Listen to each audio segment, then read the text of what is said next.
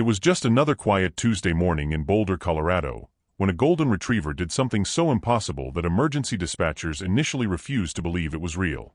The security camera footage from Martha Henderson's kitchen would capture an event that would leave veterinarians speechless, challenge everything we know about animal intelligence, and prove that sometimes, love transcends even death itself.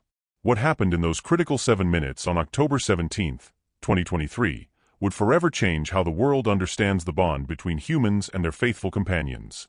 But before I reveal what this remarkable dog did that stunned an entire nation and brought hardened emergency responders to tears, I need to ask you something.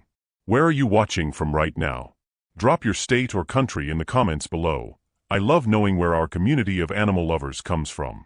And if you believe that incredible true stories like this deserve to be heard, that they restore our faith in the extraordinary bonds we share with our pets, please hit that subscribe button right now and ring the notification bell. Give this video a like. It truly helps these miraculous stories reach more people who need to hear them. Share it with someone who loves dogs, because what you're about to witness will change how you look at your own faithful companion forever. The morning sun filtered through the Colorado aspens, casting dancing shadows across Martha Henderson's modest two-story home on Maple Street. At 68 years old, Martha moved through her morning routine with the practiced ease of someone who had lived alone for exactly 2 years, 3 months, and 5 days. She knew because she'd been counting every single day since her husband Robert had taken his last breath in the hospice bed they'd set up in their living room. The house felt too quiet without his gentle humming, too empty without his morning coffee ritual, too large for just one person and one dog. Maxwell, her 7-year-old golden retriever, usually spent these morning hours lounging on his favorite spot by the kitchen window, watching the squirrels dart across the fence line. But on this particular Tuesday, something was profoundly different. The security camera that Martha's daughter Sarah had installed from California, insisting her mother needed it for safety, would capture every extraordinary second of what was about to unfold. Martha noticed Maxwell's unusual behavior as she reached for her morning medications, the same cocktail of blood pressure pills and vitamins she'd been taking since her last checkup.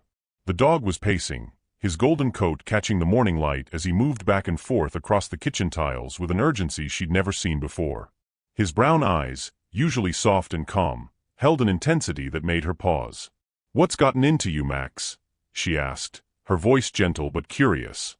Martha had owned dogs her entire life, German Shepherds, Labradors, even a stubborn beagle named Chester, but Maxwell was different. Robert had brought him home as a puppy 7 years ago, and from day one, there had been something almost human in the way Maxwell observed the world around him.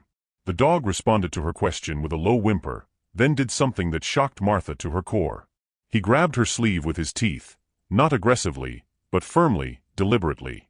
In 7 years of perfect training, Maxwell had never once put his teeth on human clothing. Robert had been meticulous about that rule. "Teeth are for toys and food, never for people," he'd say during their training sessions in the backyard. Sessions that had continued even when Robert was weakened by chemotherapy, even when he could barely stand. Martha gently pulled her arm away. "Maxwell, no. You know better than that." But Maxwell persisted.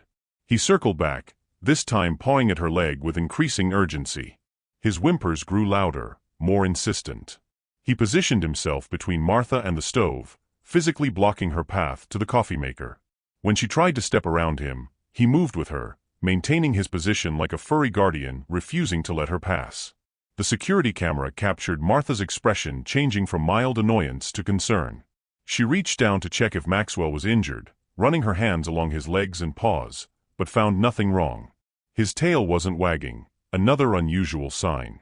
Maxwell's tail was legendary in the neighborhood. Children called him the happiness dog because his tail never stopped moving. But not today. "Okay, boy, you're scaring me a little," Martha admitted, her voice captured clearly on the security system's audio. She straightened up, and that's when it happened. A sudden, sharp pain shot through her chest, radiating down her left arm. Her hand instinctively went to her heart, her face contorting in confusion and then fear. The coffee mug she'd been holding clattered to the floor, shattering across the tiles in a cascade of ceramic fragments. Maxwell barked once, not his usual friendly greeting bark, but something sharp, purposeful, almost like a command. What he did next would be dissected by animal behaviorists, veterinary neurologists, and emergency response experts for months to come. The golden retriever turned and ran to the kitchen table, somewhere he was absolutely forbidden to go. In one fluid motion, he jumped up, his 70-pound frame landing squarely on the polished wood surface that Martha had kept pristine for 40 years. But Maxwell wasn't randomly misbehaving. The security footage shows him looking directly at Martha's cell phone, which sat charging in its usual spot next to the fruit bowl. With deliberate precision, he knocked it to the floor. The device bounced once on the linoleum, its screen lighting up from the impact. Martha, now gripping the kitchen counter for support, watched in disbelief as her dog jumped down and approached the phone. What Maxwell did next should have been impossible. Every expert who would later review this footage would say the same thing: dogs don't possess the cognitive ability to understand smartphone interfaces. They lack the precise motor control needed for touchscreen navigation. They certainly can't comprehend the concept of emergency services or the purpose of specific buttons. But Maxwell was about to shatter every one of those scientific certainties, and the security camera would capture every impossible second of it, providing irrefutable proof of something that would challenge our fundamental understanding of animal consciousness. The security camera's timestamp read 8:47 and 23 seconds a.m. when Maxwell did something that would make emergency dispatcher Jennifer Cox question her own sanity. The Golden Retriever lowered his head to Martha's phone, now lying face-up on the kitchen floor, and began swiping at the screen with his paw. Not randomly, not playfully, but with the calculated precision of someone who knew exactly what they were doing. Once.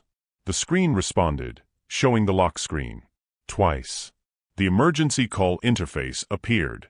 3 times. His paw hit the red SOS button that Martha had configured months ago at Sarah's insistence. Martha watched through increasingly blurred vision as her dog accomplished what should have been impossible.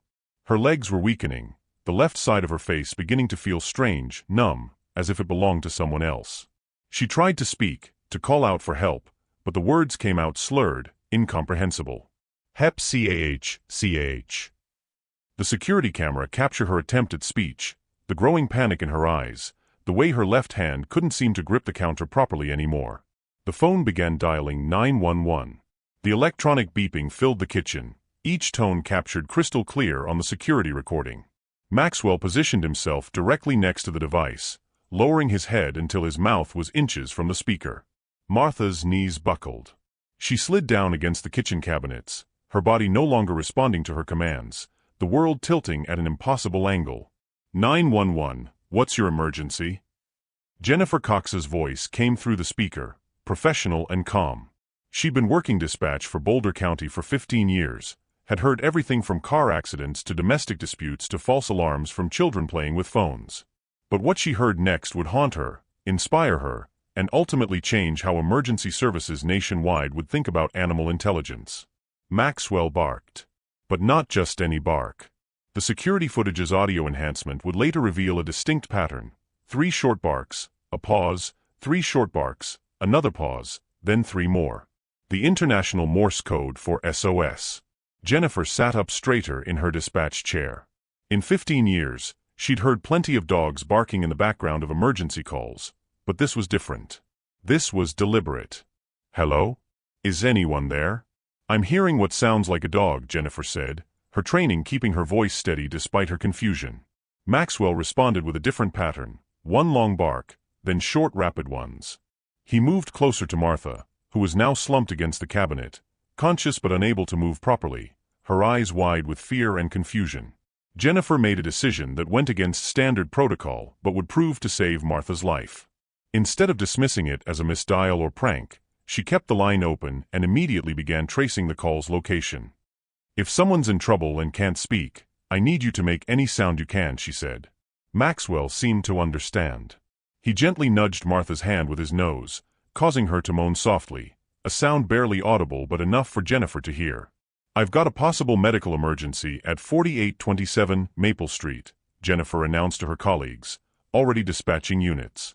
Keeping the line open, possible stroke or cardiac event, caller unable to speak. There's also a dog present that appears to be signaling for help.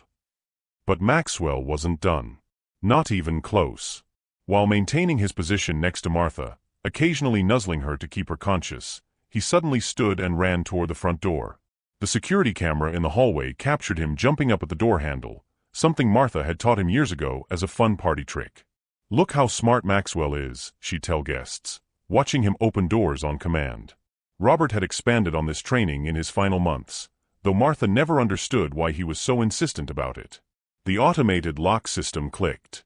Maxwell had successfully unlocked the front door, but he didn't run out immediately. Instead, he ran back to Martha, barked twice as if to reassure her, then bolted through the now open door. The outdoor security camera captured him racing to the end of the driveway, where he planted himself directly in the middle of the sidewalk and began barking continuously, loud, urgent barks that echoed through the usually quiet neighborhood. Tom Morrison was just backing his Toyota Camry out of his driveway 3 houses down, running through his mental checklist for his shift at Denver General Hospital's emergency department. As a veteran ER nurse with 23 years of experience, Tom had developed an almost supernatural ability to recognize when something was genuinely wrong versus when people were overreacting. The sound of Maxwell's barking made him pause. He'd heard dogs bark before, obviously, but this was different. This had the same quality as a human scream for help, desperate, purposeful, unrelenting. Tom put his car in park and got out. Maxwell immediately stopped barking and locked eyes with him. What happened next would be burned into Tom's memory forever, something he described countless times to news crews, medical colleagues, and anyone who would listen. The Golden Retriever ran exactly 3 steps toward Martha's house, stopped, turned back to look at Tom, and barked twice. When Tom didn't immediately follow, Maxwell repeated the sequence: 3 steps, turn, 2 barks. It was like watching a search and rescue dog, except Maxwell had never received any formal emergency training. "Okay boys, show me," Tom said, his medical instincts overriding any embarrassment about following a dog. Maxwell immediately turned and ran full speed toward the house, looking back only once to ensure Tom was following. They burst through the open front door together, Maxwell leading him directly to the kitchen where Martha lay crumpled against the cabinets. Tom's training kicked in instantly. The facial droop, the way her left arm hung limply, the slurred attempt at speech when she tried to say his name, classic stroke symptoms. He grabbed his phone while checking her pulse. "This is Tom Morrison, RN, at Denver General. I need an ambulance at 4827 Maple Street immediately. 68-year-old female presenting with obvious stroke symptoms. She's conscious but has significant left side weakness and aphasia. Tell them we're inside the golden hour window, but every minute counts." While Tom worked to keep Martha stable and conscious, Maxwell did something that would later be considered the most remarkable part of the entire incident. He ran to the kitchen counter, stood on his hind legs, and used his nose to push Martha's pill organizer toward Tom. Then he ran to the refrigerator where Martha kept her medical information sheet, something Sarah had insisted she maintain, and pawed at it until Tom noticed. "Jesus Christ," Tom whispered, reading Martha's medical history, her medication list, her allergies. "This dog is actually helping me treat her." He would later tell investigators that Maxwell's action saved crucial minutes, time that likely made the difference between Martha's full recovery and permanent disability. The sound of sirens grew closer. Maxwell ran back to the front door and began barking again, this time to guide the paramedics directly to the house. The security camera captured the arrival of the ambulance at 8:54 a.m., just 7 minutes after Maxwell had first dialed 911. In stroke treatment, where time is brain as doctors say, those 7 minutes were nothing short of miraculous. But as the paramedics loaded Martha into the ambulance, with Maxwell trying desperately to climb in with her, Tom noticed something that made his blood run cold. He'd seen the security camera as he'd entered, and a thought struck him. If Maxwell had somehow called 911 and unlocked the door, what else had this dog done? What else had the cameras captured? When investigators would later review the full footage from the previous 6 days, what they would discover would transform this from a remarkable rescue story into something that defied scientific explanation entirely. The ambulance doors closed with Martha inside, her vital signs stabilizing but her condition still critical.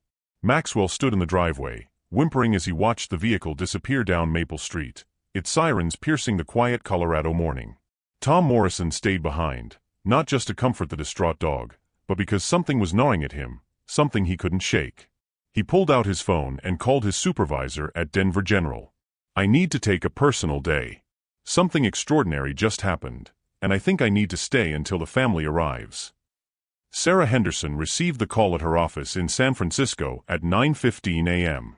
The words "your mother had a stroke" made her world stop spinning.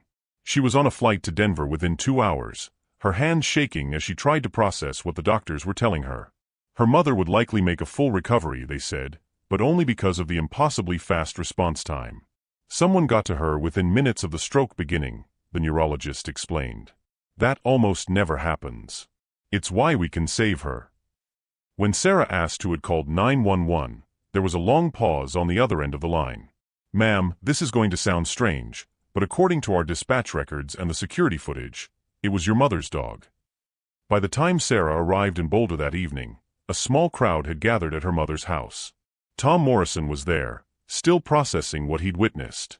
Jennifer Cox, the 911 dispatcher, had driven over on her break, unable to shake the sound of Maxwell's deliberate barking from her mind. 2 officers from the Boulder Police Department were there as well, not for any criminal reason, but because the 911 supervisor had flagged the incident as highly unusual and potentially newsworthy. But it was the presence of Dr. James Patterson that would change everything. A veterinary neurologist from Colorado State University, Dr. Patterson had heard about the incident through a colleague at the hospital and had driven up immediately, asking permission to review the security footage. Sarah, exhausted and emotionally drained but deeply curious, agreed without hesitation. They gathered in Martha's living room, the same room where Robert had spent his final days. Maxwell lay at Sarah's feet, his head resting on her shoes, his eyes watching the door as if waiting for Martha to walk through it. Dr. Patterson connected his laptop to the television and pulled up the security footage that the police had already downloaded. I want to start with this morning's incident, he said, but then I'd like your permission to review the previous week's recordings. The room fell silent as they watched Maxwell's rescue unfold on screen. Even though Tom and the officers had heard the story, seeing it was different. Watching the dog deliberately dial 911, unlock the door, signal for help, it was like watching something from a science fiction movie. Jennifer Cox wiped tears from her eyes. I've never seen anything like it, she whispered. In 15 years of dispatch, nothing even close. But Dr. Patterson's expression was different. Not just amazed, but puzzled, like a scientist encountering data that shouldn't exist. Can we go back? He asked. I want to see the previous 6 days, starting from last Wednesday. Sarah fast-forwarded to the beginning of the previous week. At first, everything seemed normal. Martha moving through her daily routines, Maxwell being his usual calm, friendly self. But Dr. Patterson asked her to slow down, to watch more carefully. There, he said, pointing at the screen. Wednesday, October 11th, 2:35 p.m. Watch Maxwell. The dog was sitting in the kitchen, staring at Martha with unusual intensity as she prepared her afternoon tea. Not the normal I want a treat stare that dog owners know well, but something deeper, more focused. After about 30 seconds, Maxwell stood, walked to the counter where Martha kept her medications, and began pawing at the pill organizer. That's odd, Sarah said. Mom always said Maxwell never begged for food or bothered things on the counters. Keep watching, Dr. Patterson urged. Over the next 3 days, the pattern became clear and increasingly disturbing. Maxwell repeatedly brought Martha her pill organizer, even when it wasn't time for her medication. He followed her from room to room, maintaining a closer distance than usual. On Friday night, instead of sleeping in his bed in the corner of Martha's room as he had for 7 years, Maxwell positioned himself directly outside her bedroom door, lying across the threshold like a guardian. It's like he's standing watch, Tom Morrison observed, his medical mind racing. Like he knows something is wrong. Saturday's footage was even more revealing. Every time Martha stood up or moved quickly, Maxwell would position himself next to her, sometimes even trying to herd her toward the couch or a chair. When Martha's friend Linda came over for their weekly bridge game, Maxwell refused to leave Martha's side, unusual for a dog who typically loved greeting visitors. But it was Sunday's footage that made Dr. Patterson sit forward, his eyes widening. Stop. Rewind that. I need to hear the audio. He put on headphones, listening intently to a section where Maxwell was whimpering while Martha watched television. He isolated the audio, ran it through a spectrum analyzer on his laptop, and what appeared on the screen made him audibly gasp. What is it? Sarah asked, her heart racing. Dr. Patterson removed his headphones slowly, his face pale. Maxwell's whimpering has a specific frequency pattern. It's not random dog sounds. There's a correlation. Every time Martha's heart rate or blood pressure would naturally elevate, when she stood up, climbed stairs, reached for something, Maxwell's vocalizations increased in both frequency and intensity. It's like... He paused, struggling to find words. It's like he was monitoring her vital signs and responding to changes that preceded the stroke. The room went completely silent. Even the police officers, who had seen their share of unusual incidents, looked stunned. "Are you saying," Jennifer Cox asked carefully, "that this dog knew she was going to have a stroke almost a week before it happened?" "I'm saying the data suggests he was detecting physiological changes in Martha's body that human doctors wouldn't have caught without extensive testing. Changes in her scent, her breathing patterns, her cardiovascular function. Dogs have been known to detect seizures and low blood sugar, but this is unprecedented in documented animal behavior." Tom Morrison stood up, pacing. But how would a dog know to call 911? How would he know to unlock the door? Those aren't instinctive behaviors, those are learned tasks. Complex learned tasks that require understanding cause and effect, understanding that a phone connects to emergency services, understanding that an open door allows rescuers inside. Sarah had been quiet, but now her voice cut through the discussion, soft but trembling. "My father," she said. "In his last months, he spent hours with Maxwell. We thought he was just keeping busy, staying occupied during his illness. But he was always so secretive about it, always training Maxwell when Mom wasn't around. He'd say things like protecting Martha when I'm gone, but we thought he just meant normal dog protection, barking at strangers, that kind of thing." Dr. Patterson turned to her, his expression intense. "Did your father keep any records? Any notes about the training?" I don't know," Sarah admitted. "After he died, Mom couldn't bear to go through his things. His office upstairs is still exactly as he left it. She keeps the door closed." The group exchanged glances. Tom Morrison voiced what everyone was thinking. "Maybe we should look." They climbed the stairs, Maxwell following closely, and Sarah opened the door to Robert Henderson's office for the first time in 2 years. The room smelled faintly of the pipe tobacco Robert used to smoke, his reading glasses still on the desk next to a stack of veterinary journals. Robert had been a veterinarian himself, retired, but clearly still passionate about animal behavior and training. Sarah opened the desk drawer and there, sitting on top of everything else as if waiting to be found, was a leather-bound journal with Robert's initials embossed on the cover. Her hands shook as she opened it. The entries were dated, starting from about 8 months before Robert's death. The first entry made Sarah's breath catch in her throat. January 15th, 2021. Diagnosis confirmed today. Stage 4, they said. 6 months, maybe less. I'm not afraid of dying, but leaving Martha alone terrifies me. Started thinking about Maxwell. He's smart, smarter than any dog I've trained in 40 years as a vet. What if I could teach him to protect her when I'm gone? Not just bark at strangers, but really protect her. What if I could teach him to save her life?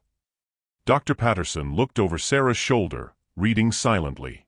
The entries continued, becoming more detailed, more technical, more desperate. February entries described teaching Maxwell to recognize and respond to elevated heart rates. March showed Robert training Maxwell to interact with Martha's smartphone. April documented something that seemed impossible. Robert had apparently taught Maxwell to recognize the pattern of buttons needed to dial emergency services. But it was an entry from June, just 3 weeks before Robert's death, that made everyone in the room go completely still. Sarah read it aloud, her voice breaking. "Maxwell did something today that I can't explain, something that goes beyond anything I've taught him. I was having a bad pain episode, couldn't reach my medication. I hadn't trained him for this specific situation. But Maxwell brought me the phone, then my pills, then laid his head on my chest until the pain passed. It was like he understood not just the training, but the why behind it. Like he understood that I'm dying and that someone needs to watch over Martha. I know how this sounds. I've been a veterinarian for 4 decades, and what I'm about to write would get me laughed out of any scientific journal. But I think Maxwell understands more than we give him credit for. I think when I'm gone, he'll remember his purpose." Sarah closed the journal, tears streaming down her face.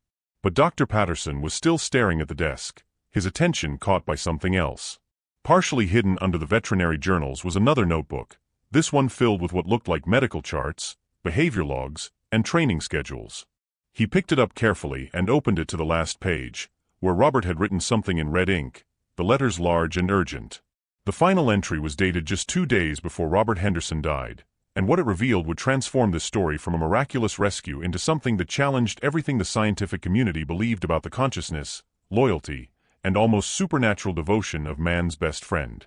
Dr. Patterson's hands trembled slightly as he read Robert Henderson's final entry aloud, his voice barely above a whisper. June 28, 2021. 2 days until hospice. Pain management makes it hard to write, but this is important. Maxwell has mastered all emergency protocols. But tonight, something happened that I need to document, even though no one will believe it. I called for Martha. She was downstairs, but my voice was too weak. I didn't give Maxwell any command. I just looked at him and thought, "Get Martha." He ran downstairs and brought her to me immediately, barking in a pattern I never taught him. When she asked what was wrong, he went to my medication chart and pawed at it. "Martha, if you're reading this after I'm gone, everything I've taught Maxwell has a purpose. He will protect you. He will save you. And when the moment comes, trust him completely. He knows what Robert couldn't stay to do himself." The silence in Robert's office was profound, broken only by Sarah's quiet sobbing. Maxwell, who had been lying by the door, stood up and walked to Sarah, resting his head on her knee with a gentleness that seemed almost human in its empathy. Tom Morrison ran a hand through his hair, his mind racing through the medical implications. "This is beyond any service dog training I've ever heard of," he said.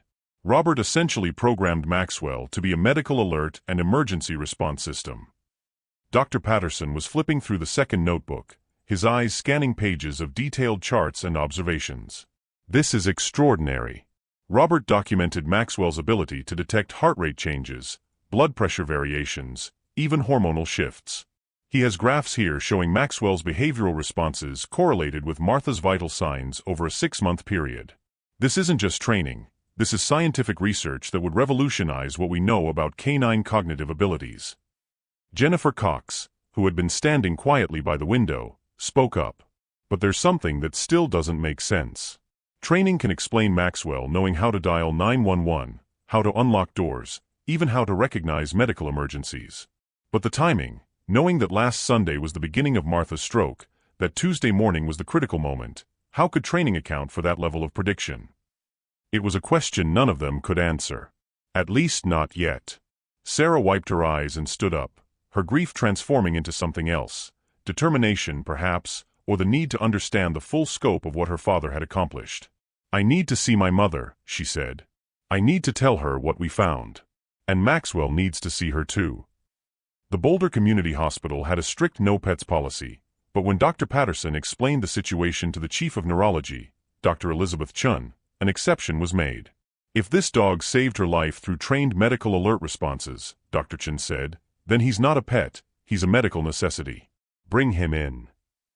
Martha was awake when they arrived, her speech still slightly slurred but improving rapidly thanks to the clot-busting medication she'd received within the critical window.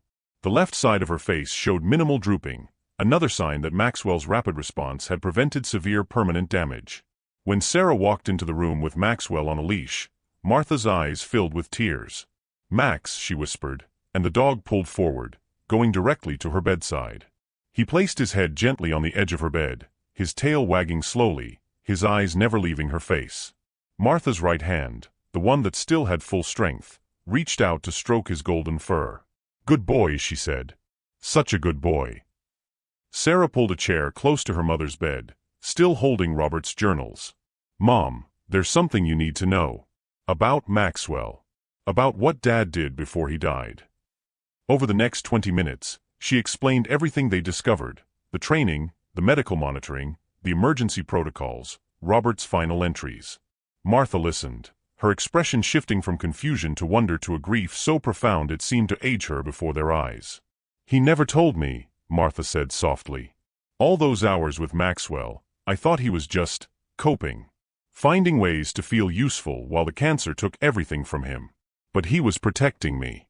Even knowing he wouldn't be here, he was still protecting me." Dr. Chun, who had joined them in the room, reviewed Martha's charts while this conversation unfolded. "Mrs. Henderson, I need to tell you something about your stroke. Based on our imaging and blood work, you had what we call a cryptogenic stroke, one where the cause isn't immediately obvious. But your blood work shows markers that suggest this event was building for at least 5 to 7 days before the actual stroke occurred. Martha looked at Dr. Patterson, who nodded slowly. Maxwell was responding to those markers. The changes in your scent, your cardiovascular patterns, things a human couldn't detect without extensive medical equipment. He knew something catastrophic was coming, and he was trying to warn you. But I didn't listen, Martha said, her voice breaking. All week he was trying to tell me, and I just pushed him away, told him to stop being silly. Tom Morrison stepped forward, his nurse's instinct to comfort kicking in. Mrs. Henderson, Maxwell didn't just try to warn you. When the moment came, he executed a rescue operation that saved your life. Because of him, you received treatment within 30 minutes of stroke onset. Do you know what the average time is? 4.5 hours. Most people don't even realize they're having a stroke until permanent damage is done. Maxwell gave you your life back. Maxwell, as if understanding he was being discussed, let out a soft whimper and licked Martha's hand. She smiled through her tears, scratching behind his ears the way he loved. Robert's final gift, she whispered. He couldn't stay, but he left part of himself behind to watch over me. Dr. Patterson had been quietly reviewing something on his tablet, comparing Robert's notes with the security footage timestamps. His expression grew increasingly puzzled, then concerned, then something close to astonished. Sarah, can you pull up the security footage from this morning again? I need to check something. Sarah connected her phone to the hospital room's television and played the footage of Maxwell's rescue. Dr. Patterson watched intently, pausing it multiple times, making notes. When it finished, he sat back, his face pale. There's something in the footage we all missed. Something that changes everything. Everyone leaned forward. What is it? Sarah asked. Dr. Patterson rewound to the moment when Maxwell first jumped on the table and knocked the phone down. He played it frame by frame, zooming in on Maxwell's face. Look at his eyes. Look where he's looking. Maxwell wasn't looking at the phone when he knocked it down. He was looking directly at the security camera, as if he knew it was recording, as if he wanted evidence of what he was about to do. That could be coincidence, Tom said, though his voice held doubt. Maybe, Dr. Patterson agreed. But watch this. He fast-forwarded to the moment when Maxwell was dialing 911, and again zoomed in. For just a fraction of a second, Maxwell's eyes flicked up to the camera, then back to the phone. He's checking to make sure it's recording. And here, he moved to another section, where Maxwell was at the front door. He positions himself perfectly in frame before unlocking the door. Jennifer Cox felt chills run down her spine. You're saying he knew the cameras were there? That he wanted this documented? I'm saying that Robert's training was even more sophisticated than we thought. He didn't just teach Maxwell to save Martha. He taught him to create evidence, to make sure that what he did would be believed, would be seen. Because without that footage, who would believe any of this happened? Dr. Chun shook her head in amazement. In 30 years of medicine, I've never heard of anything like this. The intelligence, the planning, the execution, it's almost human, Sarah finished. It's almost human-level intelligence. But Martha was looking at Maxwell with a different expression, something between love and unease. There's more, isn't there? She asked Dr. Patterson. Something you're not telling us. Dr. Patterson hesitated, choosing his words carefully. Mrs. Henderson, I need to ask you something, and I need you to think very carefully before you answer. In the 2 years since Robert died, has Maxwell ever done anything else unusual? Anything that seemed impossibly smart or almost like he was trying to communicate something specific to you? Martha's expression changed. A memory was surfacing, something she dismissed at the time but now took on new significance. Last month, she said slowly. September 15th. I remember because it was Robert's birthday. I was looking through photo albums, crying. Maxwell brought me something from Robert's office. I thought he just grabbed something random, but now. What did he bring you? Sarah asked urgently. Robert's medical alert bracelet. The one he wore in hospice that had all his emergency information. At the time, I thought Maxwell just missed Robert's scent. But the way he placed it in my lap, the way he pawed at it, then at my wrist. Martha's eyes widened. He was trying to get me to wear it. To have my medical information accessible. Oh my God, he was preparing for this even then. The revelation hung in the air like electricity. Maxwell had been planning Martha's rescue for weeks, possibly months. Following protocols Robert had established, but also adapting them, thinking independently, preparing for a specific medical emergency that he somehow knew was coming. Dr. Patterson opened his mouth to speak, then closed it, looking down at his tablet with an expression of absolute disbelief. His hands were shaking as he pulled up something in Robert's digital notes, something he'd just discovered in the file Sarah had shared. When he finally spoke, his voice was barely audible. There's a video file here, dated June 30th, 2021, the day Robert died. It's labeled for Martha, play only if Maxwell succeeds. I think we need to watch it right now, because what Robert says in this video. He looked up at them, his eyes wide. It suggests he knew exactly when Martha's stroke would happen, down to the specific week, and that he and Maxwell had been preparing for this exact moment for over 2 years. The hospital room fell into absolute silence as Dr. Patterson pressed play on the video file. The television screen flickered, then showed Robert Henderson sitting in his home office, the same room they'd been in just hours earlier. But this Robert was a shadow of the man in Martha's wedding photos, gaunt, pale, his skin stretched tight over his bones.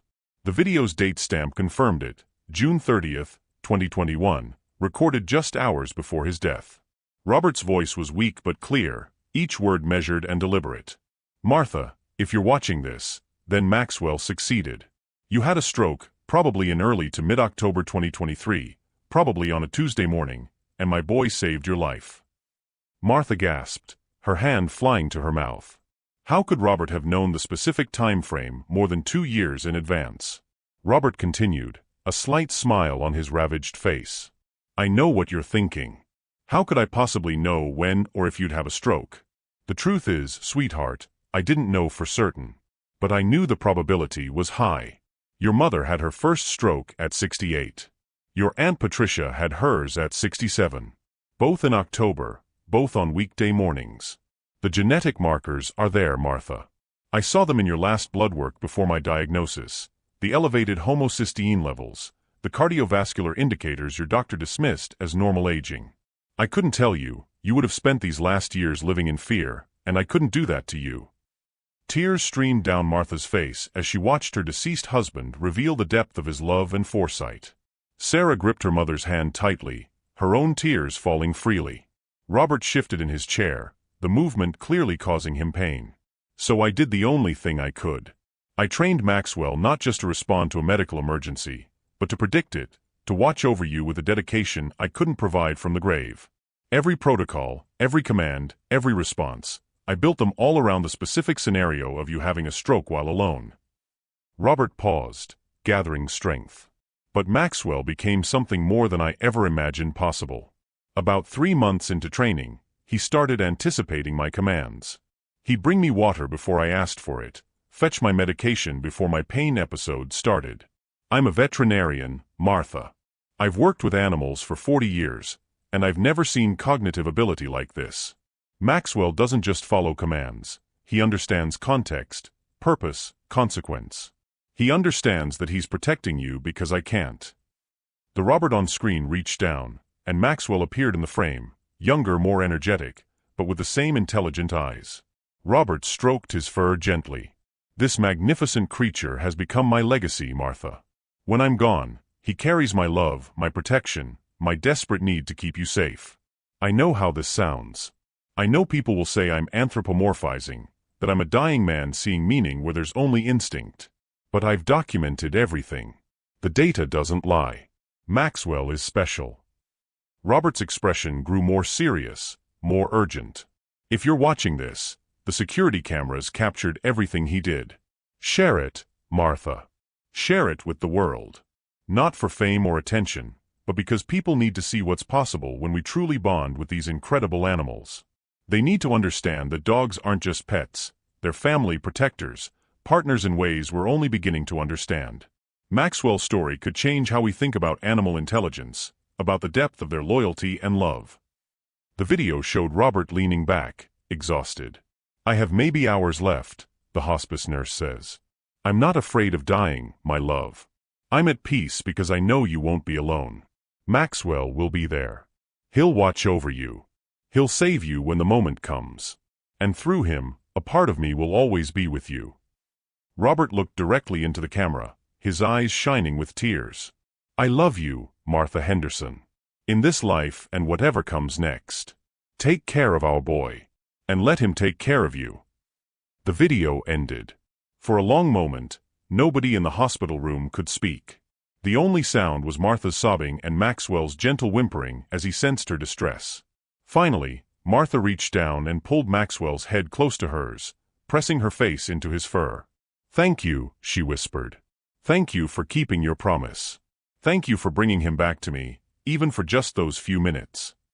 Dr. Chen quietly excused herself, wiping her own eyes. Dr. Patterson saved the video file, his scientific mind already processing the implications. Tom Morrison and Jennifer Cox exchanged glances, both thinking the same thing. This story was too important to keep quiet.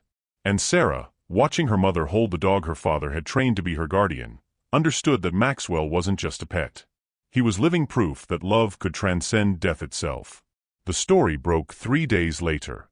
Sarah, honoring her father's final request, shared the security footage and Robert's video with a local news station.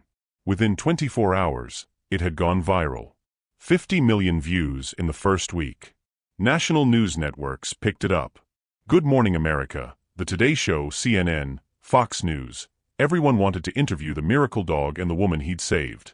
But more than that, they wanted to understand the science behind it. Colorado State University launched a comprehensive study of Maxwell and the footage. Harvard's Animal Cognition Lab requested access to Robert's research. Stanford's Neuroscience Department called Dr. Patterson directly. The American Veterinary Medical Association invited Martha and Maxwell to their annual conference. But perhaps most importantly, emergency dispatch centers across the country began updating their protocols to take animal distress calls more seriously, and service dog training programs requested copies of Robert's methods. Martha made a full recovery, with minimal residual effects from the stroke. Her speech returned completely, her strength rebuilt, and her gratitude deepened every single day. She began volunteering at the local animal shelter, telling visitors about Maxwell, about Robert, about the extraordinary capacity for love and intelligence that animals possess. Maxwell, now somewhat famous, handled the attention with typical grace, though he never strayed far from Martha's side.